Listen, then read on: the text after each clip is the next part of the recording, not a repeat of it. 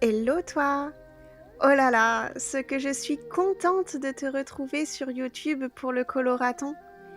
Après 3 années à être invitée par Plim à rejoindre l'aventure, je me lance enfin. J'espère que le concept de cette vidéo te plaira.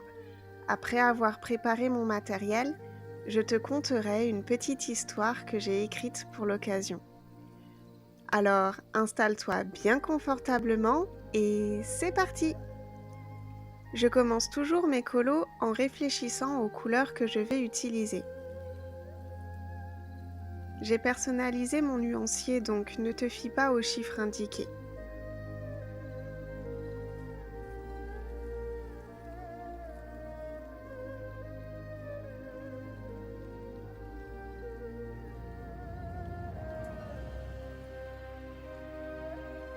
Voici les crayons qui vont me servir.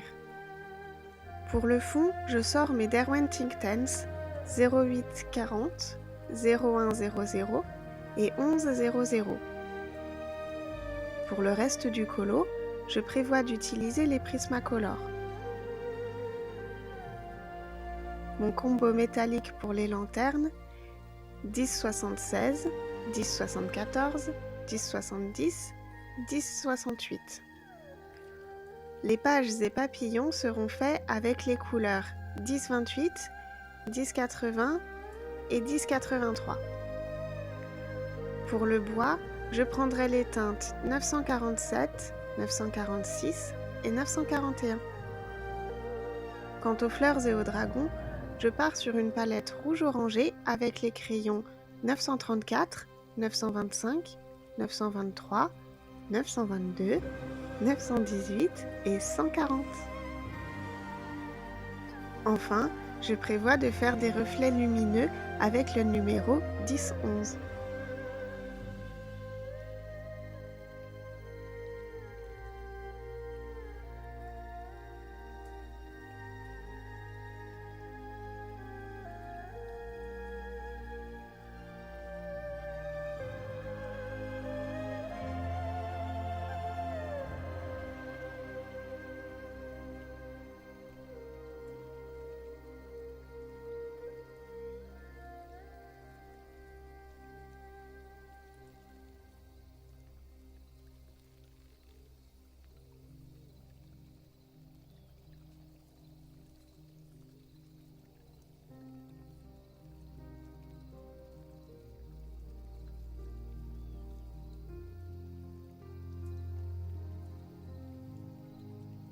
Voilà, tout est prêt. Il est maintenant temps pour moi de passer en mode lecture. J'espère que mon histoire te plaira. La quête des lanternes perdues. Chapitre 1. Chinchua, la cité des lanternes. Chinchua n'avait pas toujours été une ville en ruine. Autrefois, ses toits vernissés reflétaient le soleil comme des miroirs célestes, et ses rues bruissaient de soieries, de rires et de parfums d'encens. Elle était aussi éclatante qu'un pinceau trempé dans l'or. Mais cela, c'était avant la grande fissure. Un événement si ancien que même les plus vieux conteurs n'en parlaient qu'avec des voix tremblantes, comme si le simple fait de l'évoquer risquait de rouvrir la blessure. Aujourd'hui, Chinchua tenait debout par habitude plus que par force, sous la grisaille insistante qui recouvrait le ciel. Ses murs lézardés et ses ponts suspendus, grinçant sous le vent chargé de cendres, témoignaient de l'horreur qu'avait été la grande fissure. Aux portes de la ville, les statues de jade, gardiennes de sa sécurité, étaient maintenant ternies. Leurs yeux, autrefois incrustés de joyaux, n'étaient à présent guère plus que des cavités sombres où nichait parfois un oiseau mécanique en quête d'un maigre abri. Pourtant, malgré la décrépitude, la ville vivait encore. Elle survivait, elle résistait. Les ruines de Chinchua n'étaient pas mortes. Elles respiraient à leur manière. Les pavés, fissurés, laissaient pousser des herbes luminescentes qui éclairaient les rues, comme si la terre elle-même refusait l'obscurité imposée par la grisaille. Les toits écroulés servaient d'abri aux habitants qui recyclaient les débris pour en faire des objets utiles. Des lanternes renforcées de métal, des instruments de musique aux sons étranges, des talismans gravés dans des fragments de porcelaine brisée. Les habitants avaient appris à se déplacer avec prudence, car certaines zones de la ville étaient instables. Des pans entiers de quartiers pouvaient s'effondrer sans prévenir, avalés par les failles profondes où flottaient des idéogrammes déformés, vestiges d'anciens sorts qui avaient perdu leur sens. Mais malgré tout, Chinchua restait un foyer cabossé, certes, mais un foyer tout de même. Les habitants avaient développé une résilience presque artistique. Les tisserands utilisaient des fils de lumière récoltés dans les rizières luminescentes pour créer des étoffes capables de repousser la poussière toxique. Les cultivateurs, eux, entretenaient des jardins suspendus sur les toits encore solides où poussaient des légumes aux couleurs improbables, nourris par des pluies acides qu'ils avaient appris à filtrer. Quant aux enfants, ils jouaient dans les ruelles, déambulant hors des zones interdites, leur rire résonnant comme des clochettes, rappelant que même dans la pénombre, la joie trouvait toujours un interstice. La solidarité était devenue une seconde nature. On partageait tout, la nourriture, les histoires, les outils, les peurs. Chacun savait que la survie n'était possible qu'ensemble.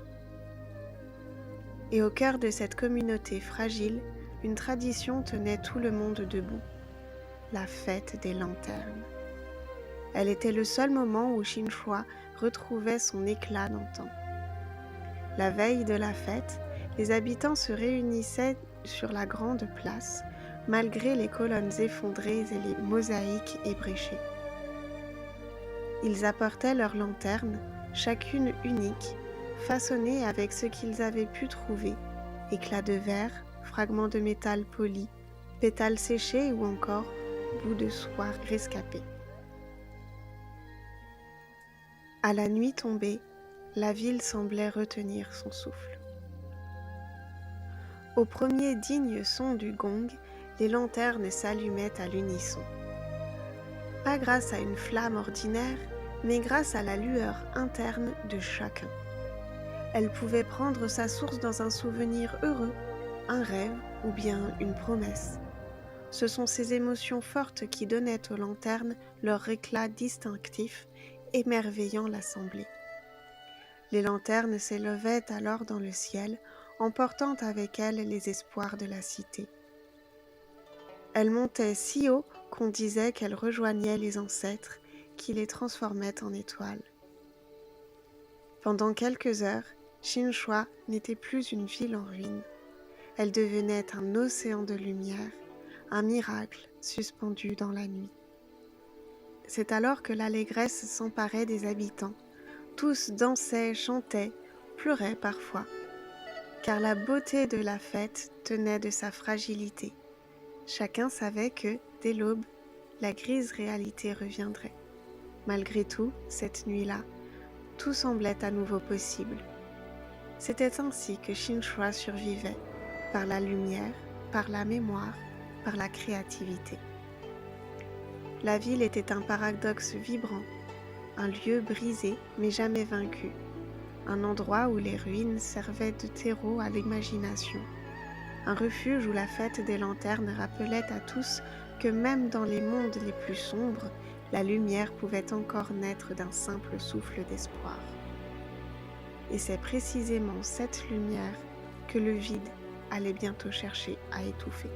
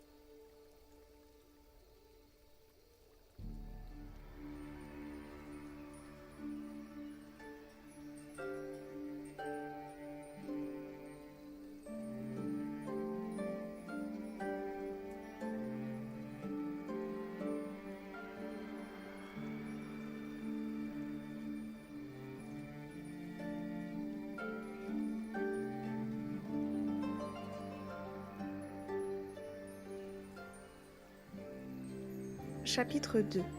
La lumière qui vacille. Lushi avançait dans les ruelles de Shinchua, avec la grâce tranquille qui la caractérisait. Ses sabots effleuraient les pavés fissurés sans jamais faire de bruit, comme si elle craignait de réveiller les souvenirs endormis sous la pierre. Le soleil déclinait derrière les montagnes d'acier, et la ville se préparait à la tombée du soir. Un soir comme les autres, pensait-elle. Pourtant, quelque chose dans l'air semblait différent, plus lourd, plus hésitant. Les herbes luminescentes qui poussaient entre les dalles brillaient d'une lueur moins vive que d'habitude. Les lanternes suspendues au fil de soie vibraient faiblement, comme si elles retenaient leur souffle. Même les oiseaux mécaniques, perchés sur les toits effondrés, semblaient ralentir leur mouvement. Lushi sentit un frisson la parcourir. Elle secoua doucement sa crinière irisée, espérant chasser cette impression. Après tout, la fête des lanternes approchait. C'était normal que la ville soit nerveuse. Chaque année, l'espoir et la peur se mêlaient dans les cœurs comme deux encres qui refusent de se dissoudre l'une dans l'autre. Elle se dirigea vers le vieux bassin de jade au centre de la place principale. C'était là qu'elle venait chaque soir pour vérifier l'état de sa corne. Non par vanité, même si certains le pensaient, mais par devoir. Car sa lumière, comme celle des licornes avant elle, était essentielle à la fête. Sans elle, les lanternes ne s'élèveraient pas. Le bassin était presque vide, comme toujours. L'eau, rare et précieuse, formait une mince pellicule qui reflétait le ciel gris. Lushi se pencha au-dessus, prête à voir son éclat familier, cette lueur douce qui avait guidé tant de générations. Mais ce qu'elle vit la fit reculer d'un pas, déstabilisée. Sa corne ne brillait plus. Ou plutôt aussi, mais faiblement, comme une étoile malade. La lumière qui hier encore pulsait avec assurance semblait maintenant hésiter, trembler, se réduire à un souffle. Lushi cligna des yeux, incrédule. Elle se pencha de nouveau, le reflet ne montait pas. Un picotement étrange parcourut sa corne, comme si une ombre froide s'y était glissée. Elle tenta de faire jaillir une étincelle, un simple éclat, un scintillement, n'importe quoi. Rien ne vint. Le silence autour d'elle devint soudain oppressant. Même le vent semblait s'être arrêté. « Ce n'est rien », murmura-t-elle pour elle-même. Ces mots laissaient sur sa langue un goût amer, le son creux d'un doute. Elle tenta de se convaincre. Peut-être était-elle fatiguée, peut-être que la lumière reviendrait demain, peut-être que la ville, avec ses ruines et ses failles, avait simplement absorbé trop d'énergie aujourd'hui. Mais au fond d'elle, une inquiétude sourde grandissait. La lumière de sa corne n'avait jamais faibli. Jamais. Elle pensa aux enfants qui attendaient la fête avec impatience, aux artisans qui travaillaient jour et nuit pour préparer leurs lanternes, aux anciens qui racontaient encore les légendes de Shinchua avec des yeux brillants. Elle pensa à la responsabilité qu'elle portait.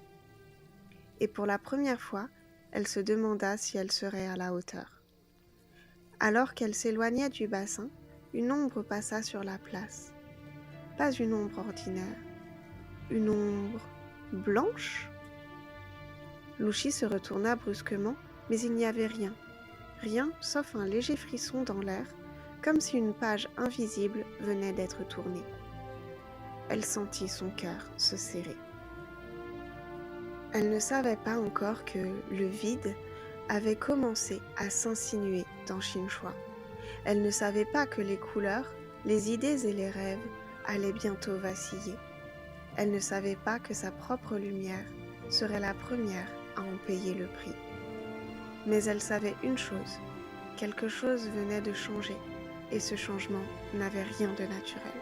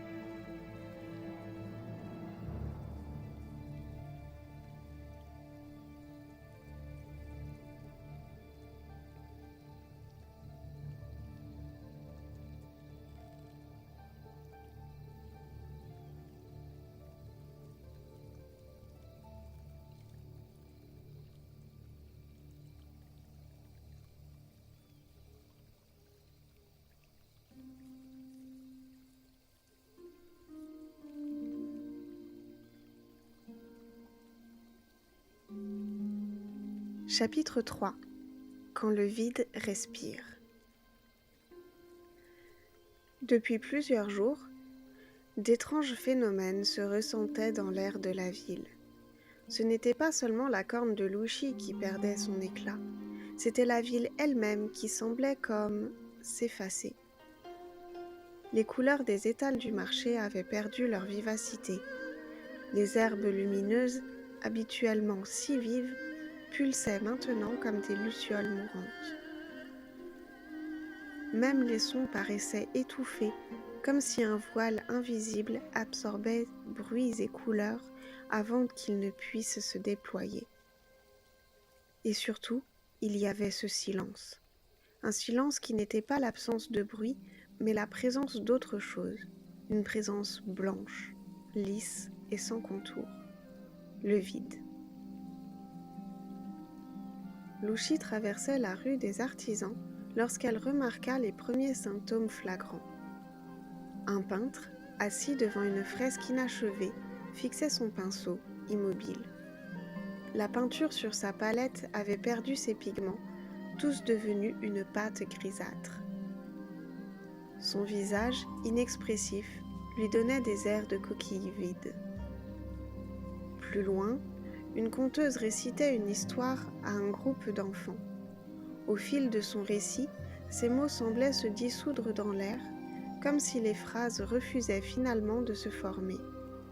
Les enfants, fronçant les sourcils, devenaient incapables de comprendre ce qu'elle disait. Louchi sentit son cœur se serrer. Ce n'était plus une impression. Le vide gagnait du terrain. Elle accéléra le pas. Lorsqu'elle arriva sur la grande place, elle s'arrêta net. Les lanternes suspendues au fil de soie étaient vidées. Leurs motifs délicats avaient disparu, comme si quelqu'un avait passé une main blanche sur leur surface pour en effacer l'âme. Les lanternes pendaient mollement, privées de leur essence. Louchi sentit sa corne picoter. Elle tenta de la faire briller dans le but de rallumer une lanterne. Seule une lueur pâle, maladive, en sortit, incapable de redonner son éclat à la lanterne blafarde. C'est à ce moment précis qu'elle comprit. La situation était non seulement grave, mais elle dépassait largement ses forces. Elle ferma les yeux un instant, cherchant à calmer le tremblement qui menaçait de gagner ses pattes. Elle ne pouvait pas affronter cela seule. Elle avait besoin d'aide. Elle avait besoin de ses compagnons. Longyan, avec son ambition flamboyante, saurait peut-être reconnaître la nature de cette menace. Quant à Xiaofu, avec son élégance et sa finesse d'esprit, il pourrait sans doute analyser ce qui se passait dans les rues. Et pour finir, Hu Lei, même s'il était un peu trop sûr de lui, avec sa force brute et son courage, serait un atout précieux en cas d'affrontement. Louchi inspira profondément, avant de se mettre en route. Elle commença par se diriger vers la tour effondrée où Longyan aimait se percher pour méditer, c'est-à-dire, selon les rumeurs à son sujet, s'entraîner à produire des flammes de plus en plus importantes de par leur chaleur, leur taille ou même leur couleur. Mais en approchant, elle sentit une nouvelle vague de froid. Le vide aussi avait atteint cette zone de la ville. Les murs de la tour semblaient avoir perdu leurs gravures ancestrales. Les dragons sculptés dans la pierre n'avaient plus d'yeux, plus d'écailles, plus de forme. Ils n'étaient plus que des silhouettes floues.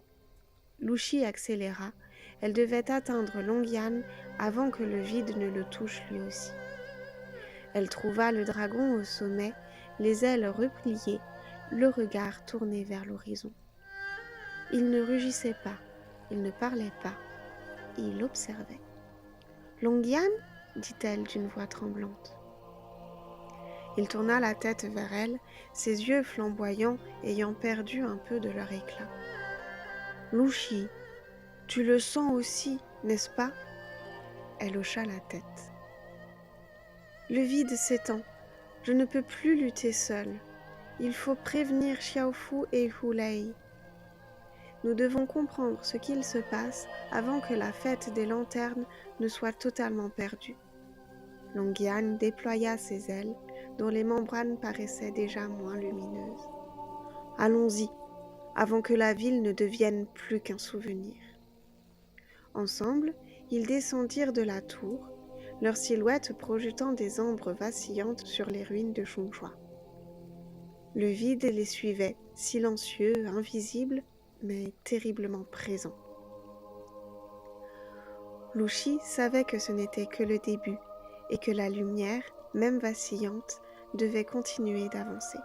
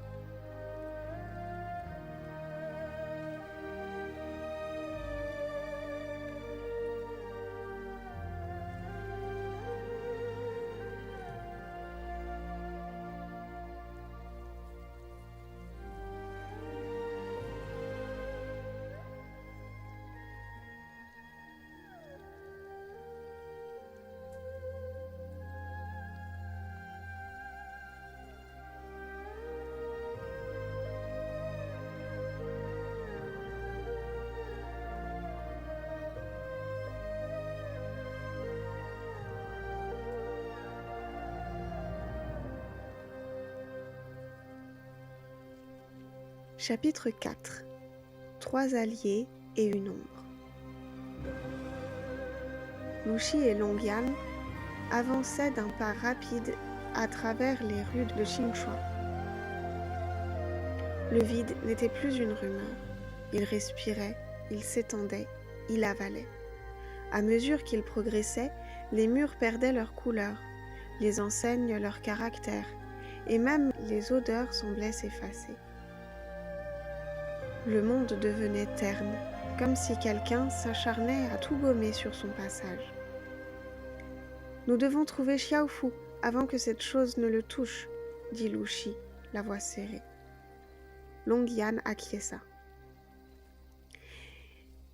Ils trouvèrent Xiaofu dans le quartier des jardins suspendus, là où les plantes luminescentes poussaient encore, ou du moins tentaient de pousser. Le lapin était debout sur un pont de bois, impeccablement habillé malgré l'atmosphère oppressante. Il observait un parterre de fleurs qui, sous leurs yeux, perdaient leur couleur, pétale après pétale. « Ah, vous voilà !» dit-il d'un ton calme, trop calme. Je commençais à me demander si j'étais le seul à remarquer que tout dans la ville se défile. Lu Shi s'approcha. « Xiaofu, la situation est grave, le vide s'étend, ma corne faiblit, les lanternes s'éteignent. Nous devons... » « Je sais, » la coupa le lapin en ajustant son col. « Et je déteste profondément ce qui arrive. Non seulement c'est dangereux, mais c'est d'un mauvais goût absolu. » Il désigna les fleurs délavées. « Regardez-moi ça. Même la nature refuse de rester présentable. » Longyan soupira. « Ce n'est pas qu'une question d'esthétique, Xiaofu. C'est une menace. » « Les deux ne sont pas incompatibles, » répondit le lapin avec un sérieux désarmant. Puis il se tourna vers Louchi. « Je viens avec vous, mais il semble qu'un élément bruyant manque à l'appel pour… » Comme s'il avait attendu son signal d'entrée, un rugissement fendit l'air, coupant Xiaofu dans sa tirade. Un rugissement si puissant qu'il fit vibrer les lanternes éteintes, souleva la poussière et fit reculer le vide d'un pas invisible. « Quand on parle du tigre, marmonna Xiaofu, plus irrité qu'impressionné. Hu Lei surgit au coin d'une ruelle, muscles bandés, rayures flamboyantes, ou presque. Même lui semblait légèrement décoloré, ce qui le mettait dans une humeur exécrable. « Les amis, vous avez vu ça? La ville perd sa superbe, et moi aussi !» Il leur montra sa fourrure d'un air indigné, presque horrifié. « Mes rayures, elles étaient parfaites, et maintenant on dirait un croquis mal fini. » Longyan leva les yeux au ciel. « Hu Lei, ce n'est pas le moment de parler de ton apparence. »« C'est toujours le moment de parler de mon apparence, » rétorqua le tigre, avant d'ajouter sur un ton plus sérieux. « Mais oui, j'ai senti quelque chose, une présence, ou plutôt une absence. Je ne sais pas. Ça m'a donné froid jusque dans les os. Et tu sais que ce n'est pas facile. » Louchi s'avança. Nous devons rester ensemble. Le vide devient plus fort. Je crois qu'il nous observe. » Dans un grognement, Hu Lei enchaîna. « Qu'il vienne! Je lui montrerai ce que c'est qu'un tigre !» Il n'eut pas le temps de finir. Un souffle glacé traversa la rue, ébranlant les lanternes. Les ombres se figèrent, le silence devint une matière palpable. C'est alors qu'il apparut. Pas vraiment une forme, pas vraiment une absence. Une silhouette blanche, lisse, sans contour, comme un masque sans visage. Le vide. Partout où il passait, les couleurs se retiraient comme une marée effrayée. Louchi sentit sa corne vibrer, faiblement. Longyan tenta de cracher une flamme. L'étincelle mourut avant même de naître. Au même moment, Xiaofu voulut parler, mais ses mots se dissolvaient avant de quitter sa bouche. Hu Lei, quant à lui, rugit, un rugissement puissant, magnifique, plein de vie. Le vide recula légèrement avant de reprendre du terrain. La silhouette blanche inclina la tête, donnant l'impression d'observer les 4 compagnons. Puis une voix, ou un silence articulé, résonna dans leur esprit. « Vous n'avez plus rien à raconter. » Louchi sentit ses pattes trembler, sa lumière vaciller. Elle pensa à la fête des lanternes, aux enfants, aux histoires et aux rêves. Tous lui donnèrent la force de s'interposer. « Nous ne nous laisserons pas effacer, » dit-elle d'une voix plus forte que sa lumière. Face à son regain d'énergie, le vide sembla chanceler, avant de se dissiper, comme une page tournée trop vite. Mais la menace restait, de plus en plus oppressante. Il leur fallait agir, et vite. Les 4 amis restèrent immobiles un moment, le souffle court. Ce fut Xiaofu, toujours impeccable malgré la peur, qui brisa le silence en déclarant « Eh bien, je suppose que cela confirme que nous avons un problème. » Hu Lei hocha la tête. « Et qu'il va falloir lui montrer ce qu'on vaut. » Longyan déploya ses ailes ternies. « Nous devons comprendre ce qu'est vraiment ce vide, et comment le combattre. » Louchi inspira profondément avant de conclure. « Allons-y, ensemble, avant que Xingshua ne devienne un souvenir blanc. » Et dans les ruines silencieuses, une lueur fragile s'alluma, pas celle de la corne de Louchi, pas encore, mais celle d'une alliance.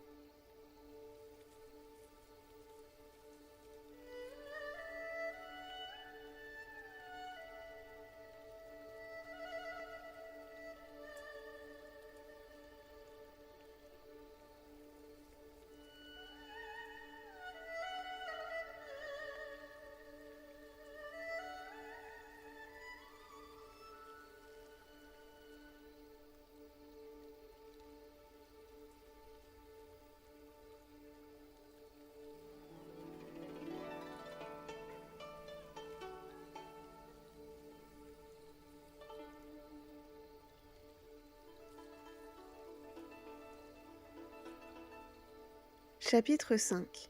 Là où la lumière refuse de mourir. La nuit était tombée sur Xingxua, mais ce n'était pas une nuit ordinaire. Ce n'était pas l'obscurité familière, celle que les lanternes repoussaient chaque année. C'était une nuit blanche, une nuit sans contour, une nuit où même les ombres semblaient avoir oublié comment exister. Luxi, Longyan, Xiaofu et Hulei se tenaient au centre de la grande place, là où l'an dernier encore, les lanternes s'élevaient par milliers. Aujourd'hui, il n'en restait que des coquilles vides, suspendues à des fils qui ne vibraient plus. Le vide approchait. Il le sentait avant même de le voir. Un froid sans température, un silence sans repos, une présence sans forme. Il apparut comme une déchirure dans l'air, une silhouette blanche, lisse et sans visage, une page trop neuve, trop parfaite, trop vide. À mesure qu'il avançait, les pavés perdaient leurs fissures, les murs leurs couleurs, les lanternes leurs motifs. La réalité se simplifiait, se réduisait, s'effaçait. Le vide étendit une main blanche ou ce qui ressemblait à une main. L'air autour d'eux se mit à vibrer, comme si la réalité hésitait à rester. Les lanternes tombèrent une à une, leurs fils se rompant sans bruit. Longyan tenta de déployer ses ailes, mais en fut incapable. Elles se révélèrent lourdes, comme si elles avaient été enduites de papier mouillé. Il écarquilla les yeux, stupéfait à l'idée de rester cloué au sol. À son tour, Xiaofu tenta d'avancer dans le but de menacer le vide. Chacun de ses pas se firent moins assurés que le précédent. Un murmure d'incompréhension lui échappa des lèvres. Je ne trouve plus les mots. Ses yeux s'écarquillèrent, laissant place au tigre qui, lui, parvenait encore à se battre. Hulei bondit, toute griffe dehors, en poussant un rugissement terrifiant. Au moment d'atteindre férocement le vide, l'épouvante l'envahit. Il vit ses griffes traverser la silhouette blanche comme si elle n'était qu'un souvenir, impalpable et inexistante.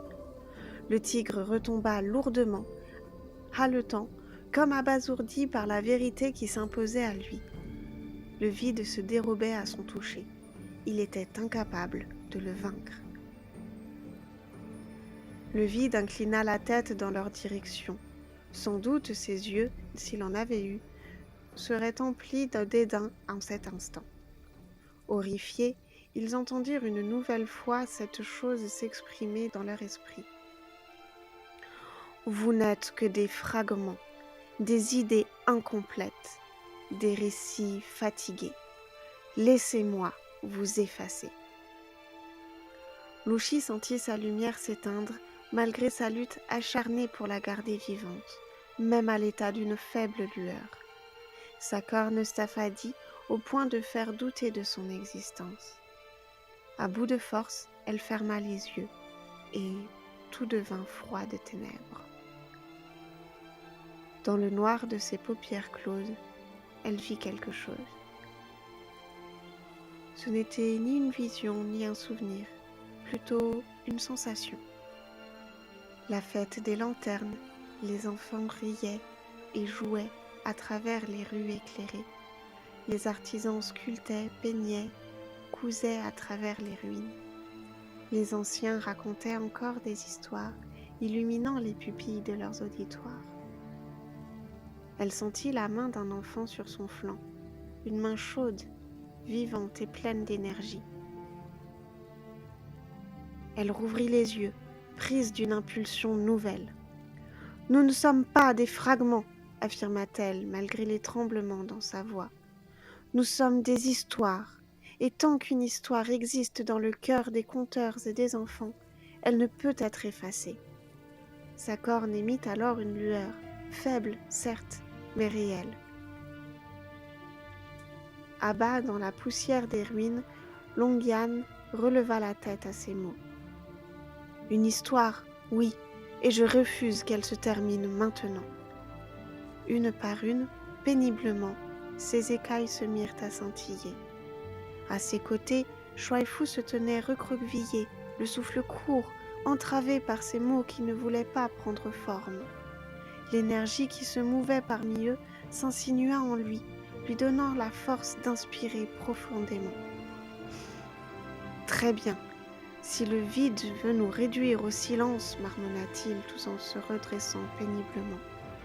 Alors, mes mots s'élèveront encore plus fort, donna-t-il, sa voix retrouvant un peu plus de clarté à chaque syllabe prononcée. Au même moment, Hulei se redressait, les muscles tendus, pour déclarer « Et moi, je refuse de disparaître. Je suis trop magnifique pour ça. » La nonchalance de leur ami ramena le sourire sur les lèvres Lushi, Longyan et Xiaofu. D'un même mouvement, ils unirent au sol leurs sabots, griffes ou pattes, dans une gestuelle remplie de grâce et de détermination. Leurs 4 énergies se mêlèrent, pas parfaites, ni même harmonieuses, mais vivantes et plus vibrantes que jamais. C'est alors que la lumière jaillit, répandant des faisceaux étincelants et vivaces à travers les ruines. Elle était à la fois merveilleuse, chaotique et pleine de défauts. Elle prenait sa source dans les histoires, les rêves, les peurs et les souvenirs.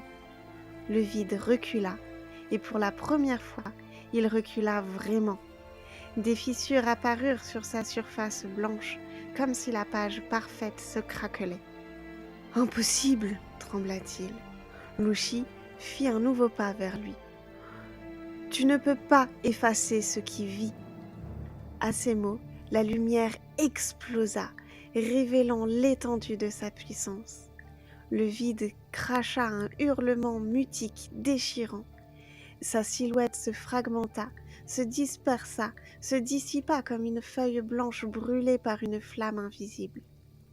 Pierre après pierre, la place retrouva progressivement ses couleurs.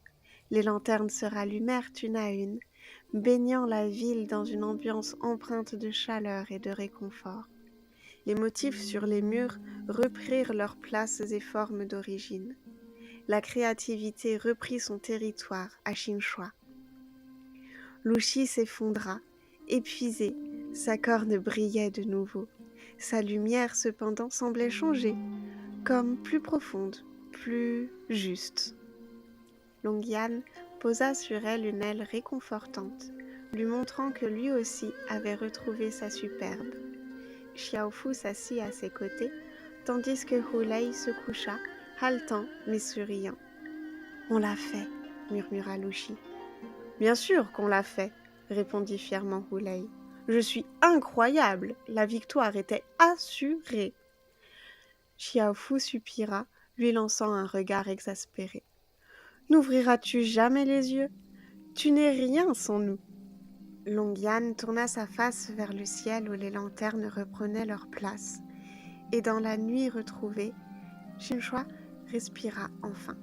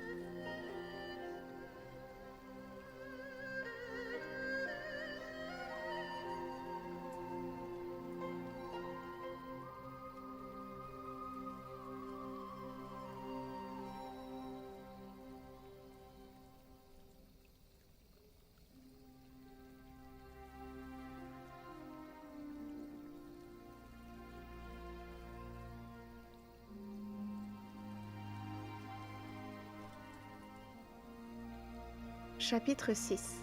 La renaissance des lanternes.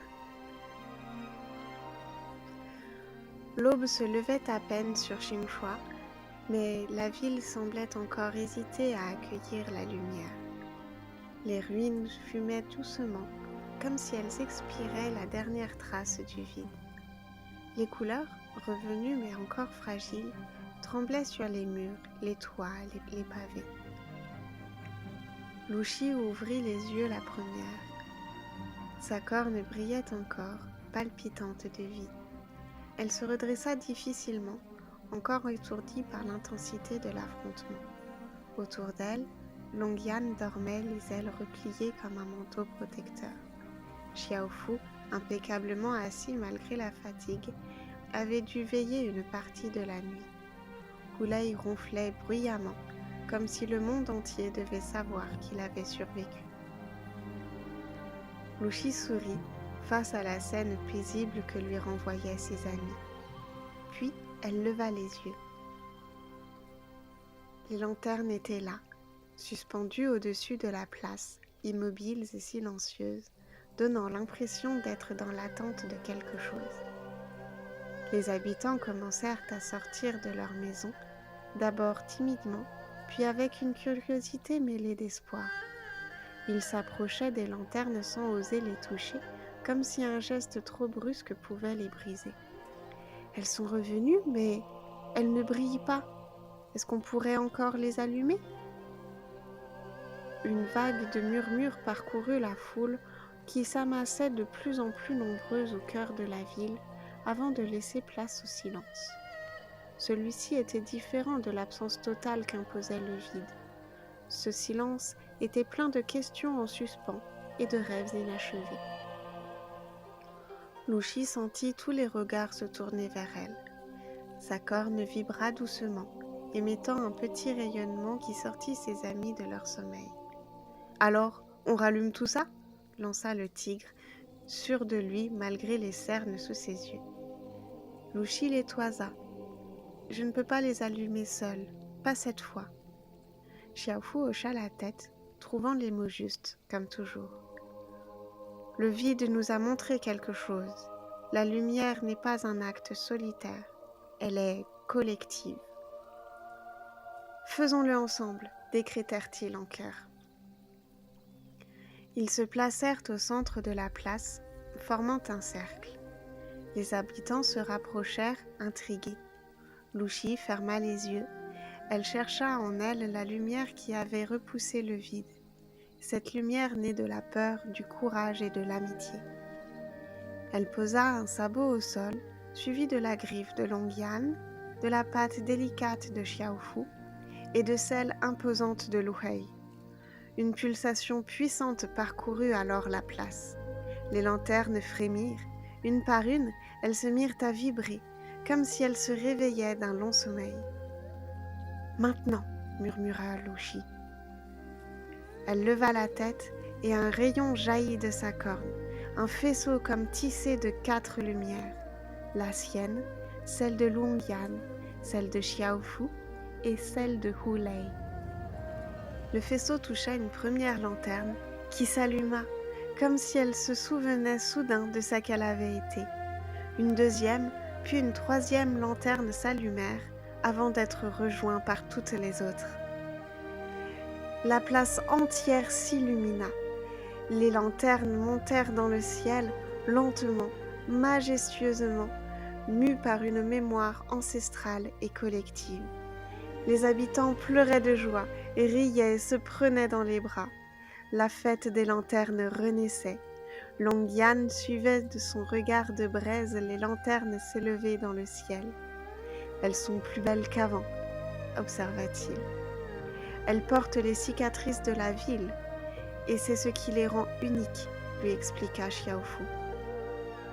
Hulei, de son côté, bomba le torse. « Je savais qu'on y arriverait.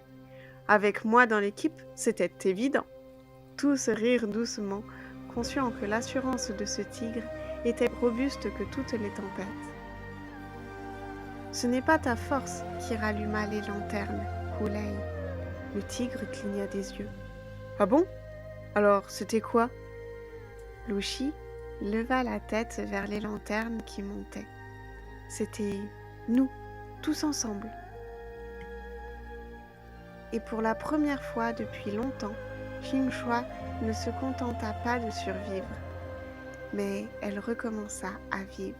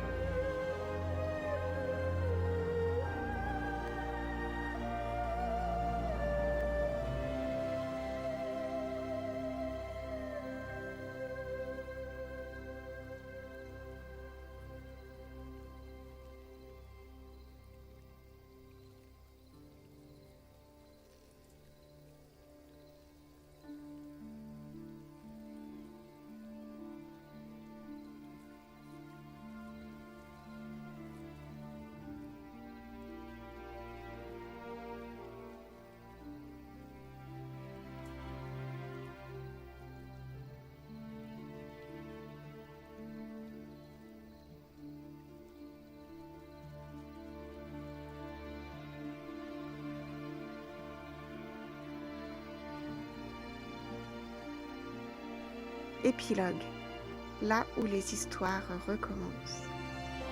Xingxua n'était plus la même. Elle ne redeviendrait jamais exactement ce qu'elle avait été, mais peut-être que ce n'était pas nécessaire.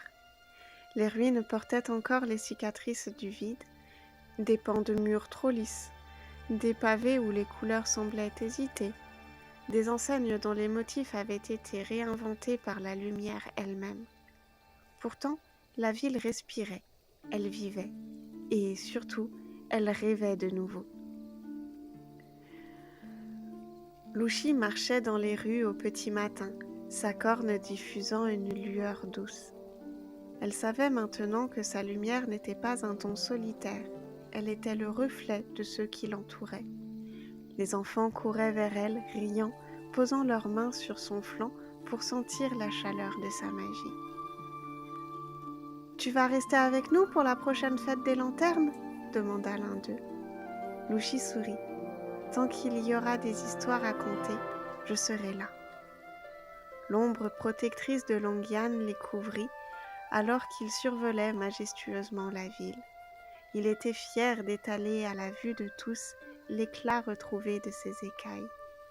Parfois, il se posait sur la tour effondrée et observait les quelques lanternes qui flottaient encore dans le ciel, comme si elles n'avaient pas voulu finir leur voyage. « Elles veillent avec moi, » disait-il. Quant à Xiaofu, il avait entrepris de restaurer les jardins suspendus. Il taillait les plantes luminescentes avec une précision presque cérémonielle, redonnant forme et couleur à ce qui avait été effacé. « Le vide a mauvais goût, » disait-il en ajustant son col. « Il faut rétablir un minimum de dignité dans cette ville. » Mais derrière son ton pince sans rire, il y avait une tendresse nouvelle. Il parlait plus doucement aux enfants, il écoutait davantage les anciens, il souriait même parfois. Hulei, lui, avait décrété que Xingxua avait besoin d'un héros officiel. Quelle surprise! Il patrouillait dans les rues, bombant le torse, racontant à qui voulait l'entendre comment il avait mis le vide en pièces. Personne ne se risquait à le contredire. Non pas qu'il leur faisait peur, mais par affection pour ce tigre attachant malgré sa propension à rouler des mécaniques. Et parfois, quand il croyait que personne ne le regardait, il s'asseyait sur la place, observant le ciel, les yeux brillants. « J'ai cru qu'on allait disparaître, » murmura-t-il un soir à Lucy. « Mais on est encore là. » Elle posa la tête sur son épaule. « Oui, et c'est tout ce qui compte. » La fête des lanternes suivante fut la plus belle que la ville ait jamais connue. Les lanternes n'étaient plus parfaites. Certaines avaient des motifs brisés, d'autres portaient des couleurs nouvelles, nées du chaos. D'autres encore semblaient vibrer d'une lumière intérieure qui n'existait pas avant. Mais toutes racontaient quelque chose. Les habitants levèrent les yeux vers le ciel, où les lanternes s'élevaient comme des fragments d'histoire retrouvés. Et dans la lumière mouvante, on aurait pu croire voir une silhouette blanche se dissiper une dernière fois. Chinchua, la ville aux cicatrices lumineuses, continua à écrire son histoire.